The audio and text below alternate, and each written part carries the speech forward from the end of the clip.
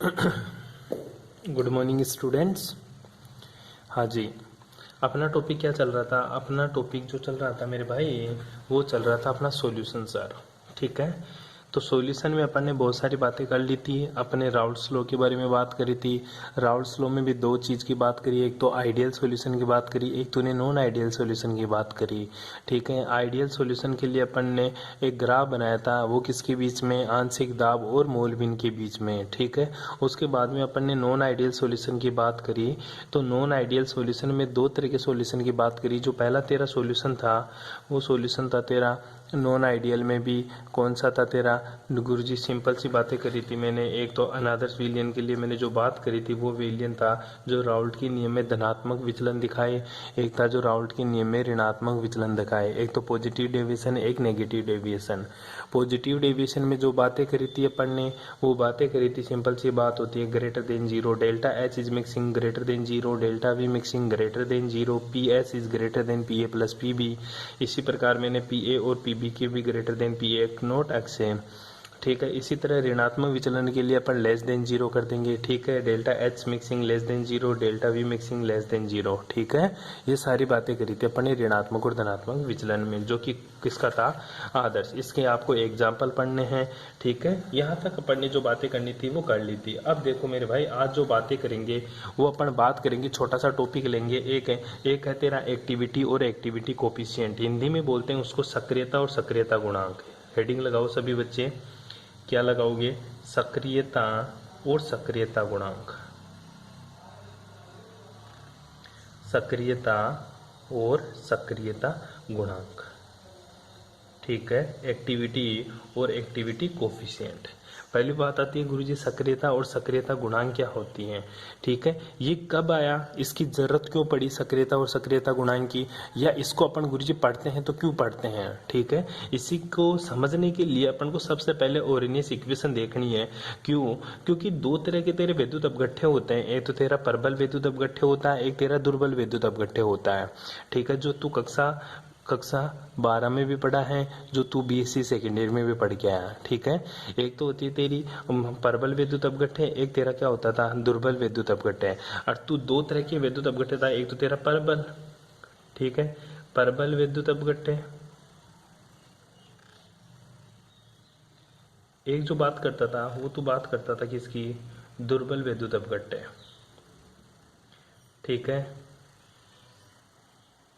ठीक है, प्रबल विद्युत अपघट्य का तो ये बोलता था तो अल्फा कितना होता है? 100%। और इसके लिए बात करता था अल्फा इज लेस देन 100%, यही करता था तू। ठीक है, जो प्रबल विद्युत अपघट्य होता है, बोलता था कि गुरुजी इसको पानी में डालते ही ये पूरा का पूरा अपने आयनों में टूट जाता था। और दुर्बल विद्युत अपघट्य के लिए तो बोलता था इसको पानी में डालते ही इसका 100% आयोनाइजेशन नहीं होता, मतलब पूरा पानी में नहीं टूटता। तो इसलिए इसका अल्फा 100%। अल्फा होता था वियोजन की मात्रा। अल्फा क्या होती थी? वियोजन की मात्रा 100% होती थी, और यहाँ पे 100 से कम होती थी, मतलब पूरा नहीं टूटता था। अच्छा, और दूसरी बात बोल देते हैं, ये जितने भी होते हैं प्रबल, वो तेरा होता है एक तो स्ट्रॉन्ग एसिड और स्ट्रॉन्ग बेस, और एक होते थे तेरे साल्ट। ठीक है, स्ट्रॉन्ग एसिड, स्ट्रॉन्ग बेस और साल्ट, ये क्या होते थे? प्रबल विद्युत अपघट्य। दूसरा होता था वीक एसिड और वीक बेस। ठीक है, वीक एसिड और वीक बेस, ये क्या होते थे? ये दुर्बल विद्युत अपघट्य होते थे। जितने भी तेरे स्ट्रॉन्ग एसिड की बात करता था तो HCl या H2SO4, स्ट्रॉन्ग बेस की बात करता था तो जैसे NaOH, और साल्ट की बात करे जैसे तो NaCl। इसी तरह वीक एसिड तेरा CH3 COOH, ठीक है, और NH4OH, ठीक है, अमोनियम हाइड्रोक्साइड, ये तेरे वीक एसिड और वीक बेस हुआ करते थे। ठीक है, तो अपन जो बात करेंगे वो सक्रियता और सक्रियता गुणांक, वो बात करेंगे वीक एसिड और वीक बेस के लिए। क्यों? क्योंकि ये दुर्बल विद्युत अपघट्य पर ही लागू होती है। अच्छा गुरुजी, प्रबल विद्युत अपघट्य पर लागू क्यों नहीं होता? क्योंकि प्रबल विद्युत अपघट्य की कोई सक्रियता और सक्रियता नहीं होती, क्योंकि इनकी सक्रियता पहले से ही 100% होती है, पूरे के पूरे आयनाइज्ड होते रहते हैं, पहले से ही टूटे हुए रहते हैं। ठीक है, तो फिर सक्रियता और सक्रियता गुणांक की जो जरूरत पड़ी अपन को, वो दुर्बल विद्युत अपघट्य के लिए पड़ी। ठीक है, तो सबसे पहले बात करेंगे दुर्बल विद्युत अपघट्य के लिए। दुर्बल विद्युत अपघट्य के वियोजन को ओरिनियस ने निम्न प्रकार प्रदर्शित किया। किसने? ओरिनियस ने। किनको? दुर्बल विद्युत अपघट्य को। दुर्बल विद्युत अपघट्य, ठीक है, किसके? दुर्बल विद्युत अपघट्य के वियोजन को, वियोजन मतलब अल्फा, वियोजन को ओरेनियस ने, ओरेनियस तेरा एक साइंटिस्ट था, ठीक है, ओरेनियस ने, कौन था ओरेनियस, साइंटिस्ट था, ओरेनियस के सिद्धांत द्वारा। और ओरेनियस का सिद्धांत क्या करता है, ओरेनियस ने H प्लस देता है एसिड, जो H प्लस लेता है उसको बेस बोला था, सॉरी जो H माइनस देता है उसको बेस बोला था, ठीक है। तो ओरेनियस सिद्धांत के अनुसार, ओरेनियस सिद्धांत के अनुसार निम्न प्रकार प्रदर्शित किया, निम्न प्रकार प्रदर्शित किया। कैसे प्रदर्शित किया, HA का मतलब है हाइड्रोजन, जो H प्लस दे एसिड, ठीक है।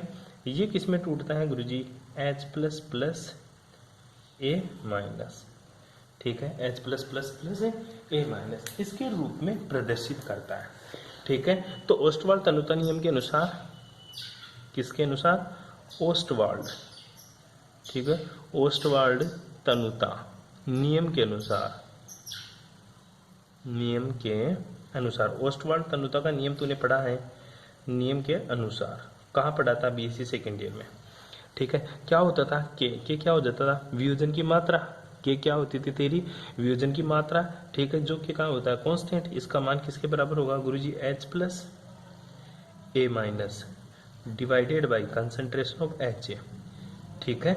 इसको इक्वेशन नंबर 1 दे दे तू, ठीक है, आई बात समझ में। अब दूसरा, इसी को मैं लिख सकता हूं, या ये जो कोष्टक होता है ना, कोष्टक, ये किसको प्रदर्शित करता है, ये गुरुजी सांद्रता को प्रदर्शित करती है। कौन सी सांद्रता, सक्रिय सांद्रता को प्रदर्शित करती है, सक्रिय सांद्रता, ठीक है। दूसरा, इसी को मैं लिख सकता हूं K equals to CH plus गुणा CH minus divided by CHA, जहां पे C क्या है, जो CH है तेरा, ये किसको प्रदर्शित करेगा, H प्लस की मोलर सांद्रता, H प्लस की मोलर सांद्रता, ठीक है। और जो इसमें लिखा होता था, चाहे H प्लस लिखा हो ना, वो क्या है, H प्लस की सक्रिय सांद्रता, ठीक है। इसी प्रकार A माइनस क्या, A माइनस की सक्रिय सांद्रता, कोष्टक HA क्या है, HA की सक्रिय सांद्रता, ये इक्वेशन नंबर 2, ठीक है। और C लगते क्या आ जाएगा, मोलर सांद्रता, C लगते ही क्या आ जाएगी तेरी, मोलर सांद्रता की, जो C लगाते ही गुरुजी क्या हो जाएगी, मेरी मोलर सांद्रता में बदल जाएगी। अब देख, ये इक्वेशन नंबर 2, ये K क्या है, K होता है गुरुजी मेरा वियोजन स्थिरांक, क्या होता है मेरा, वियोजन स्थिरांक, ठीक है। K क्या होता है मेरा, वियोजन स्थिरांक। अब इसके बारे में देख मेरे भाई, ढंग से देख। अब एक बात बता, K का मान क्या होना चाहिए, K का मान, K क्या है, वियोजन स्थिरांक, और स्थिरांक क्या होता है गुरुजी, कांस्टेंट, क्या होता है, कांस्टेंट। मतलब कहना यह चाहता है गुरुजी, H प्लस और H minus, H plus A minus या HA की सांद्रता में परिवर्तन करने पर K का मान क्या होना चाहिए, मेरा कांस्टेंट रहना चाहिए, अर्थात परिवर्तित नहीं होना चाहिए। लेकिन ऐसा नहीं हुआ, जब एक्सपेरिमेंटली देखा गया H प्लस और A माइनस की सांद्रता बदलती है तो K का मान भी परिवर्तित हो जाता है। ऐसा क्यों हुआ, पहली बात तो ऐसा इसलिए हुआ गुरुजी, क्योंकि ये जो HA है ना, ये मेरा वीक एसिड है, क्या है, वीक एसिड, मतलब वीक इलेक्ट्रोलाइट है सारा का सारा। अब वीक इलेक्ट्रोलाइट क्यों होता है, क्योंकि इनके बीच में अट्रैक्शन फोर्सेज होता है, इनके बीच में क्या होता है, अट्रैक्शन फोर्सेज। कौन सा, अंतर आयनिक आकर्षण बल। कौन सा आकर्षण बल होता है गुरुजी, H प्लस और A माइनस के बीच में क्या रहता है, अंतर आणविक आकर्षण बल, अंतर आणविक आकर्षण बल, ठीक है। अंतर आणविक आकर्षण बल इनके बीच में उपस्थित होता है, जिसकी वजह से होता क्या है गुरुजी, जिसकी वजह से K का मान बदलता है, जिसकी वजह से क्या होता है, K का मान बदलता है। क्यों, वो क्यों, क्योंकि इसकी जो वास्तविक सांद्रता होती है ना, वो सांद्रता कुछ अलग होती है, और जो इसकी सांद्रता यहाँ होती है वो कुछ अलग होती है। ऐसा क्यों हुआ, ऐसा इसलिए हुआ क्योंकि इनके बीच में अंतर आणविक आकर्षण बल पाया जाता है, ठीक है। तो अंतर आणविक आकर्षण बलों के कारण विलयन में जो आयन होते हैं ना, वो मुक्त रूप से विचरण नहीं कर पाते। विलयन में जो आयन होते हैं वो मुक्त रूप से विचरण नहीं कर पाते। फॉर एग्जांपल मैं बात करूं, जैसे सोच, ये तेरा कोई सॉल्यूशन ले लिया मैंने छोटा सा, ठीक है, ये मेरा बीकर है, इसमें ये 1 मॉलिक्यूल्स 2 मॉलिक्यूल्स 3 4 5।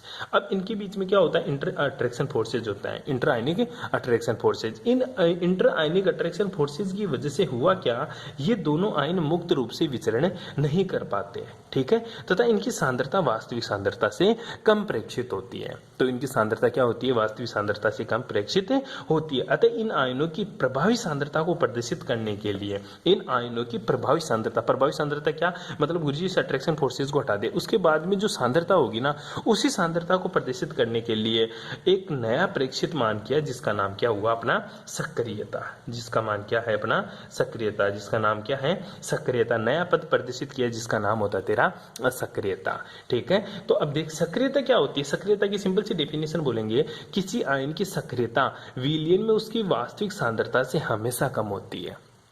क्यों वास्तविक सांद्रता से हमेशा कम क्यों हुई, क्योंकि इसकी सांद्रता मान ले 10 है, ठीक है, तो जो सक्रिय सांद्रता होगी ना वो 10 से कम आएगी। ऐसा क्यों, क्योंकि गुरुजी विलयन में इंटर आयनिक अट्रैक्शन फोर्सेज होता है और इंटर आयनिक अट्रैक्शन फोर्सेज से इन दोनों की सांद्रता में परिवर्तन होगा। नहीं बैठ रहा, तेरे बिल्कुल समझ में नहीं आ रहा, इधर देख तू एक बार, ठीक है। मान ले तेरे पास ये सॉल्यूशन है, एक बिक्कर है, इस बिक्कर में तूने पानी डाल रखा है और पानी में तूने क्या घोल रखा है, गुरुजी मैंने इसमें नमक के दाने घोल रखे हैं, ठीक है, ये नमक के दाने हैं, ठीक है, NaCl है। अब मैं बोल रहा हूँ कि एक NaCl मोलिक्यूल्स का, एक जो NaCl है इस मोलिक्यूल्स का वेट कर, इस एक NaCl मोलिक्यूल्स का वेट कर। जब तूने इसका एक NaCl मोलिक्यूल्स का वेट करने गया तो तुझे पता चला इसकी 10 ग्राम कंसेंट्रेशन थी, 10 ग्राम सांद्रता थी, ठीक है। लेकिन मैं बोलूं कि इसकी एक्चुअल क्या 10 ग्राम है भाई, जब तू वेट करने गया ना तो इसके एक मोलिक्यूल्स की कंसेंट्रेशन नहीं आई, उसमें कुछ इसकी कंसेंट्रेशन भी ऐड हो गई। अच्छा गुरुजी ये तो दूर पड़ा, इसकी कंसेंट्रेशन कैसे ऐड हुई, क्योंकि इन दोनों के बीच में अट्रैक्शन फोर्सेज है, इन दोनों के बीच में क्या है अट्रैक्शन फोर्सेज है। कौन सा अट्रैक्शन फोर्सेज है, इन दोनों के बीच में क्या है अट्रैक्शन फोर्सेज। और कौन सा अट्रैक्शन फोर्सेज है गुरुजी, इनके बीच में इंटर आयनिक अट्रैक्शन फोर्सेज है। इन मॉलिक्यूल्स के बीच में कौन सा इंटर आयनिक अट्रैक्शन फोर्सेज है, जिसकी वजह से इसकी कंसेंट्रेशन बदल जाती है। इसकी एक्चुअल कंसेंट्रेशन कुछ और आती है और वैसे कंसेंट्रेशन इसकी कुछ और आएगी। तो अपन बात करेंगे एक्टिव कंसेंट्रेशन की, किसी आयन की एक्टिव कंसेंट्रेशन। तो पहली बात तो ये क्लियर हो गई गुरुजी, जो मैं एक्चुअल में कंसेंट्रेशन निकालूंगा ना वो कुछ ज्यादा आएगी। क्यों, क्योंकि इंटर आयनिक अट्रैक्शन फोर्सेज की वजह से। तो फिर इसकी एक्टिव कंसेंट्रेशन कितनी है, मतलब इसकी एक मॉलिक्यूल्स की कंसेंट्रेशन क्या होगी, ये तो श्योर हो गया गुरुजी, इस 10 ग्राम से तो कमी आनी है। क्या आनी है, इससे कमी आनी है। उसी को अपन किससे दिखाएंगे, सक्रियता से। किससे दिखाएंगे, सक्रियता से। तो किसी आयन की सक्रियता विलयन में उसकी वास्तविक सांद्रता से हमेशा क्या होती है, कम होती है। अर्थात विलयन में आयनों की प्रभावी सांद्रता ही उसकी सक्रियता कहलाती है। तो सक्रियता किसको बोलते हैं अपन, प्रभावी सांद्रता। विलयन में प्रभावी सांद्रता, जो प्रभावी सांद्रता होती है उसी को क्या बोलते हैं अपन, सक्रियता बोलते हैं। विलयन में उपस्थित किसी आयन की प्रभावी सांद्रता ही क्या कहलाती है, सक्रियता कहलाती है। यहां तक किसी को कोई प्रॉब्लम, ठीक है। इसे किससे प्रदर्शित करते हैं, ए से प्रदर्शित करेंगे। क्यों, क्योंकि एक्टिविटी ए से शुरू होती है, सक्रियता मतलब एक्टिविटी ए से शुरू होती है, इसलिए इसको किससे प्रदर्शित करेंगे, ए से।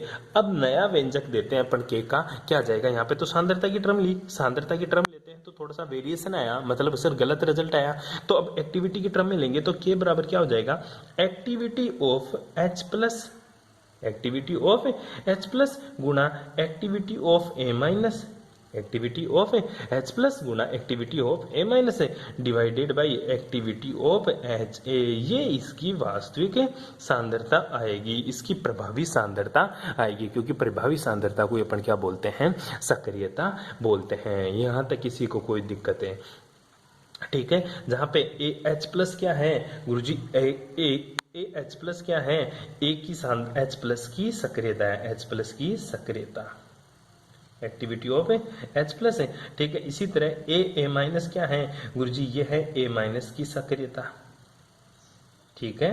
इसी तरह HA क्या है, ये है गुरुजी HA की सक्रियता, ठीक है। इसी तरह से तेरे को याद करना।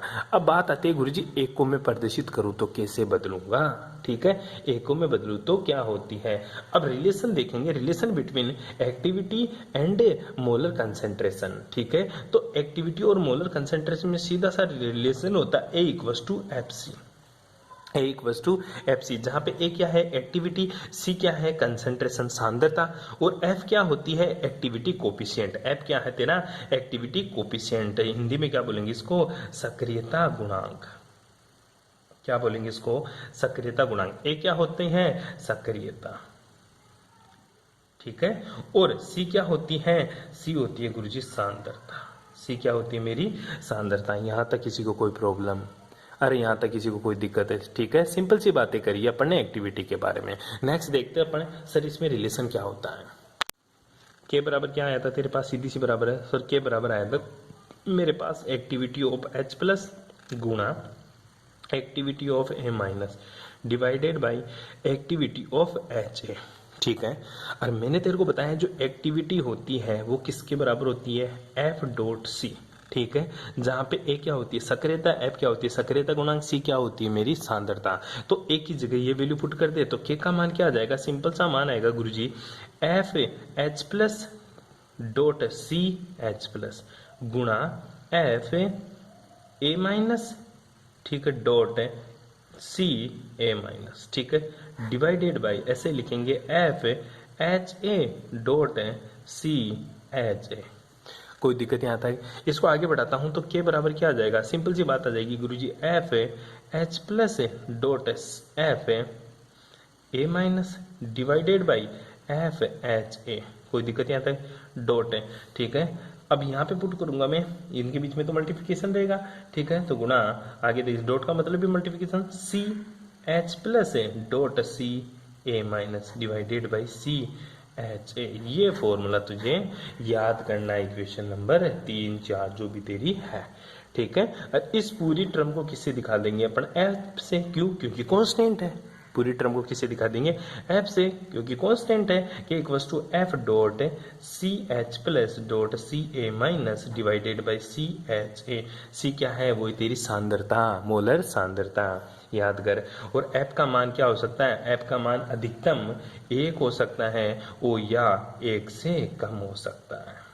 एफ का मान अधिकतम कितना हो सकता है, 1 हो सकता है या 1 से कम हो सकता है। अगर विलयन की सांद्रता घटेगी तो एफ का मान बढ़ेगा और विलयन की सांद्रता बढ़ेगी तो एफ का मान घटेगा। सिंपल सी बातें हैं, इसी को अपन क्या बोलते हैं, एक्टिविटी कोफिशिएंट। क्या बोलेंगे, एक्टिविटी कोफिशिएंट। तो देख एफ क्या है तेरा एक्टिविटी कोफिशिएंट, के क्या है तेरा वियोजन स्थिरांक और सी क्या है तेरी सांद्रता। ये तेरा रिलेशन तुझे याद करना है, यहां तक तुझे करके आना है। क्वेश्चन क्या पूछेगा, एक्टिविटी तथा एक्टिविटी कोफिशिएंट को समझाओ, सक्रियता और सक्रियता गुणांक को परिभाषित करो, ठीक है। तो यहां तक करके आएगा, यहां तक किसी को कोई प्रॉब्लम हो तो पूछ सकता है, बाकी की बातें करेंगे अपन नेक्स्ट क्लास में। Thanks for cooperation.